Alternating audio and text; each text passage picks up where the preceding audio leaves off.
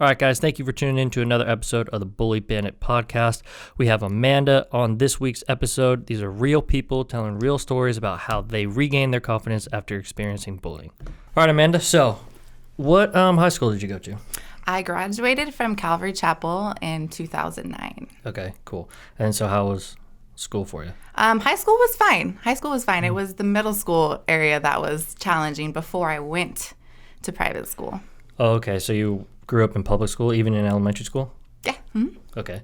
And then, so the bullying started in middle school? Yeah, it started in middle school. Okay. And then what was going on with you? So growing up, I would always be scared, to wear my hair up or play sports, which is something that I've done my whole life, because I always got made fun of my ears. Oh, okay. So, kids just say horrible things, but it got really bad. It got to the point where, like I wouldn't go swimming. Like I said, I wouldn't wear my hair up during sports, or I would try like these weird like ponytail things to cover my ears. And then it got to the point where my parents caught me super gluing my ears to my head, which is insane that I look at it now, when I look back at it now, but it's like, what was going through my mind at that time was, I don't want my ears to look like this, Mm-hmm. So yeah, I would do that. And then that's when my parents were like, we have to do something about that. And then, so what did they do? Did you get surgery for them? Or? Yeah. So, well, to rewind back a little bit, before I did that, like they would at school and stuff, they would like kind of tease me. They would, I'd have to ride the bus home sometimes. They'd be like, why would you ride the bus home when you could fly home? Or, like there was one instance where this chick blocked me from getting to the bus, and they would be like, you could just fly home, or like, come sit on my roof, you satellite dish. Like horrible things. Like bullying in general is obviously horrible. And it's a lot different now than it was then. But yeah, they would just say awful things. And so, yeah, that led to my parents looking into surgery for me. And yeah, I ended up getting surgery for my ears. Yeah, so that's funny that you said, it's not funny, but my little sister went through the exact same thing. Mm-hmm. So her ears stuck out a little bit, and then she actually was bullied for that as well. And then my parents got her the surgery too. Interesting. I remember, yeah, because they were pretty far out, and then they took it back because they just cut like the behind your ear. Yeah, right? it's like because like well, for me at least, it was like the cartilage. You know how like in your ear you have cartilage that in your ear bends. Yeah. Well, mine didn't have like that cartilage, so they just kind of stuck out. And so yeah, they kind of just went behind the ear and they bend the cartilage and then they resew it and all that. Oh, okay. So. Nice. And then, so when you're going through that, like, what did that do to your confidence? Like, even when playing sports, would any of your teammates like step up when you were getting bullied, or no? None of your would your teammates like? It join in on it? They wouldn't join in on it, but it wasn't necessarily like my teammates that were the one that was doing it. It was like kids outside of sports. Mm-hmm. But they wouldn't say anything. They wouldn't, stick up for me. I don't even know. I can't remember. Like it was so long ago, but I don't even know if maybe they knew what was going on, because it was like a whole different group of kids. Okay. And so were you by yourself when they would do it to you? Yeah. Okay. Yeah. Would you tell your friends at all? I wouldn't really say much. And why do you think that is? Maybe just looking back at it now, maybe just like maybe scared to say something to anyone else, and maybe they would start saying something. Who knows? Like, so it would like made you insecure about your ears. So if you said like, "Hey, I'm getting bullied," like people would join in on it. Possibly, yeah. Okay. Yeah. That I see that a lot. You're getting bullied by some other person, and then it gets you insecure to be like, "Oh my God, is everybody else thinking that way?" Yeah. You know what I mean? Mm-hmm. Yeah. And then, so what did that do? Like, how did that leave you feeling when you were going home? I would like cry, and I'd be like so sad. And, I had 2 older sisters, and they didn't like have to deal with anything like that to that extent. And so I would kind of be like, man, why do I have to go through this, But I mean, looking back at it now, I guess it's just such a silly thing.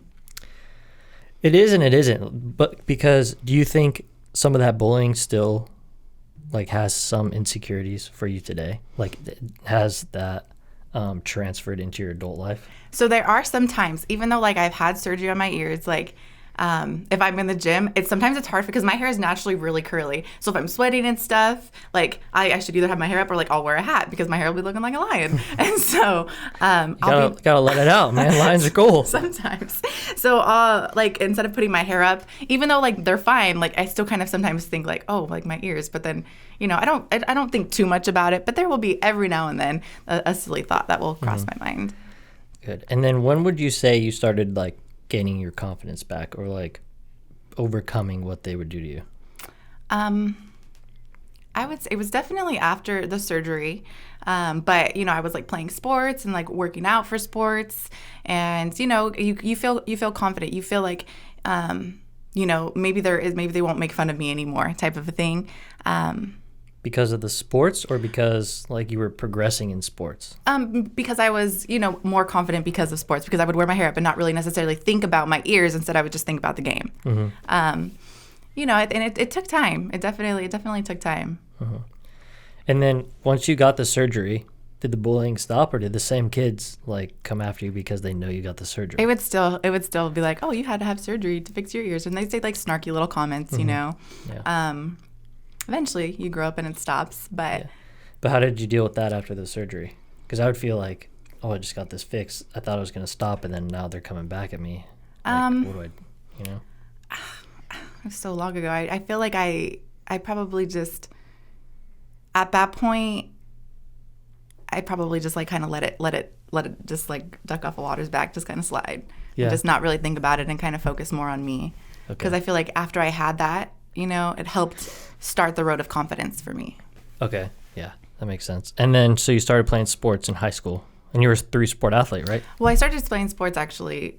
I've played sports my whole life, but I was playing sports in middle school, and then in high school, I played basketball, volleyball, and softball, and I was playing sports in high school. Mm-hmm. And then on your sports teams in high school, did you like grow close to your teammates to where they would kind of like protect you or no? Well, at that point when I was in high school, it was a different school. So around different kids and stuff. Oh, that's right, because you went from public school to private school. Yeah. Did that influence? No, I wanted to go to that school because I had a lot of friends that I had gone to church with that went to school there. So I was like, I want to go there. Yeah. So. I was complete opposite. Well, until I was there, and then I was like, "Let me out!" Right? Yeah. And then my parents were like, "You're not going anywhere. You are a wild child." So they kept me there. Yeah, my parents. I went through public school and then private school, but I didn't have a choice. I didn't want to go to the private school because I went through 3 different elementary schools. I did too. Really? I did too. How did you deal with that? Because I was thinking about this on the ride over here, and I'm like, because I never had a lot of friends growing up. I always had like one like really close friend. Mm-hmm. But then like I would have to move all the time, so I'd have to make new friends. Got you. So I started off at a school, Honey Hollow, I think is what it's called, in Moreno Valley. And then my parents went through a divorce. My parents had gotten divorced a long time ago anyways. And so we had moved to the other side of Moreno Valley. And then so I went to, Cloverdale. And then afterwards... Sounds like a TV show. Yeah. And then I went to... It does, actually. And then I went to Ridgecrest was the last school that I went to. But yeah, 3 elementary schools. Wow. Okay. So let's fast forward to you now. Mm-hmm. So you are avid gym goer. Like, what has that done to your confidence? Oh, my goodness. Like, I feel like bullying never fully goes away, even as an adult. But now you just kind of handle it differently. And you just think... people are crappy and you move on with your life. Exactly. And, but the confidence is 100% there. Like when you go to the gym, it's not all just physical, it's absolutely mental too. And so, it gives you the power to just kind of be like, whatever, like that's your problem, not mine, Yeah. So it's definitely helped, create an overall confidence, even to deal with adult bullying, I guess, or just crappy people, if you will. Yeah, exactly. Unfortunately, it's never going to go away, but you definitely change how you handle things. You don't go home and cry like you would as a kid. You're just kind of like... Take it out in the weight room. Essentially. That, yeah. So it's definitely created a confidence for me. So what advice would you give to other girls that are looking to get into the gym? To piggyback off that, sorry to interrupt, what would you say to girls who are scared to lift weight because they think they're going to get bulky? Okay, so let's go with questions. Let's start with number one. All right. So I would say absolutely just get in the gym and just start. You just have to start, whether it's, on the treadmill. Like most people just are intimidated. Oh, I'm just going to go on the treadmill because I don't really know what else to do. Like that's a start. Just get in the gym and then kind of look around. Make some friends if you can. There's a lot of friendly people and maybe someone that can help guide you. But I would absolutely just say, just go. Just get in the gym and then you'll notice within yourself that your confidence will grow to move on to, hey, I'm going to go and lift some weights or whatever. It kind of baby steps it. Because that's how it was for me. When I first started working out, I was like, I don't really know what I'm doing, but I'm showing up every day and I'm progressing every single day. And as far as your other question, lifting weights, I'm not like a professional by any means, but it's okay to be strong. There's nothing wrong with being strong. And obviously that's how you're going to get strong is by lifting weights. And it's not ugly. It's not a bad thing. Exactly. And then did you have that same mentality when you came in to where you thought if I touch a weight, I'm just going to get yoked? I would say a little bit. I was kind of I don't want to be some huge macho mama, but then I was like, you know what though? I'm kind of liking these little cuts on my arm, so it was there's different ways. If you want to be huge and buff, yeah, go for it. If you don't want to be, lifting weights is not going to make you huge and buff. There's 100 other things that you have to do in order to get that way. It's actually very hard to get that way. So lifting a weight is not going to make you some big old macho mama. Exactly. It's music to my ears, And then backtracking a little bit, is there anything you would want to tell your younger self going through what you went through? That it is just a phase and it's not your fault, because it absolutely ends. That, the way that you're feeling will diminish, and you'll grow confidence, but I would say to not worry so much about what these other people think about you, because at the end of the day, and I tell my kids this all the time, all that matters is that what you think about yourself and that you're a kind and good person. And so it's that's what I would say. Yeah, good.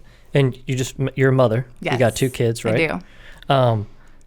Do you think going through bullying yourself has prepared you for if your kids go through it? Yes. 100%. So I'm such a mama bear when it comes to my kids. I mean, I would say a lot of people are, but... Do you think it's more so because of what you went through? Yes. Okay. So any little thing that, that can trigger, oh my goodness, my kid's getting bullied, because it has happened with my son, but he's so young. He's in 2nd grade. He perceives it a little bit different. He's just like, Mom, why are those kids, why are they being like that? But he has come to me and said, hey, that person doesn't like me. And I'm like... You know what? This is actually exactly what I told him. I said, not everyone in life is going to like you, and that's okay. Yeah, that's perfect advice. And so, but I do teach them, you don't bully someone because you'll get it. I'll give it to you at home, or I'll make you go back to the classroom. I'm your bully. Yeah, I'll handle it, but they're kind. They're very kind. And so. It's good. We'll see. They're still young, so hopefully. Times will change, even though they won't, because it's so different now. It is so different. When I was a kid, going through it 20 years ago, it's, to your face, nitpicking here and there. And but now it stops once you go home. Correct. Too. Now. But now social media, it blows it out of control. I was talking to my husband actually about this, and he was like, social media is such a problem for so many people, especially young people, because it's everything to them. They don't just get to go home, like you said, and it's done. They have to go home and they log on to Facebook or they log on to Instagram, and it's boom, boom, boom, all these keyboard, what do they call them? Keyboard warriors. Yeah, keyboard warriors coming at you. It wasn't like that, for me. So I honestly commend you. When I first saw that you were doing that, I was like, dude, that's dope. I 100% back you on that, because those feelings came in and it was you're doing something that is absolutely going to make a difference, because there's kids that are struggling, and it's not with just, fly home. It's horrible, horrendous things. And you're making a difference. And that's such a huge commendable thing. You're going to give these kids confidence and someone to talk to. You're going to make me cry. Someone to talk to, Whereas like growing up, I really didn't have that. Like I didn't have like, oh, let me go talk to this girl or this guy that's like kind of helping me through it and is going to prepare me, you know, where you're giving that to these people and these kids. And that's so important because that can deter, you know, which path they're going to go in life. And that's huge. And I totally commend you for that. And you're doing an awesome job. Like, thank you. Right on. That's cool. It's hard because it means a lot to me just for like a lot of reasons. Mm-hmm. It's hard. I'm sorry. No, you're fine. But that's why, one of the reasons why I started is because I basically thought like who would I would have wanted back then too. Yeah. And so that's what I'm trying to be. Yeah, no, that's awesome. Like, and it says a lot, like, that you care not only because you were able to go through this and how you overcame it, but you want other kids to follow in those footsteps because no matter which way you look at it, fitness is not a bad thing at all. You know, it can only do good. Exactly. And so honestly, it's awesome. It's awesome. Thank you. Appreciate it. Lost my train of thought after that, but thank you. I appreciate it. Do you still have contact with some of those kids in middle school? I do. Yeah. I do. And with that said, a lot of them have come full circle and have apologized like profusely. Like, I'm sorry, you know, that, you know, we did that to you or we put that through you or put you through that, which says a lot too. Like as an adult, you know, you can put your pride aside and say, you know what, I was crappy to you growing up. And so I want to say sorry. And it's a good thing, you know? Did you ever ask them like, hey, what made you want to apologize to me? No, I didn't. I just took the apology and was like, thanks. It means a lot. That'd be really interesting to me. Be like, what made you think of that? Like so many years later. Yeah. You know, like what did you go through for you to do that? You know? Interesting, yeah. Mm-hmm. But I guess that's a whole different field. Well, I think that concludes. Right on. So thank you so much for coming on, sharing your story. I appreciate it. In addition, where can people find you to follow your fitness journey? Like Instagram, Facebook. And your kids. Plug your kids' YouTube. Should I? Okay, so my kids have a YouTube channel. I'm still learning how to edit because, oh my goodness, that is insane. But it's Kate and Ev Take Over the Web on YouTube. And then my Instagram is just Manda _ Nicole. All right, awesome. All right, thank you so much for coming on. Appreciate it. Yes. All righty, guys, thank you so much for tuning in to this week's episode and listening to Amanda's story. If you guys would like to donate to the Bully Bandit, you can go to www.thebullybandit.org. If you'd like to support us on Instagram, it's @thebullybandit on Instagram. We have @thebullybandit on Facebook, and any other social media outlet is @thebullybandit. Thank you guys so much. Have a great week.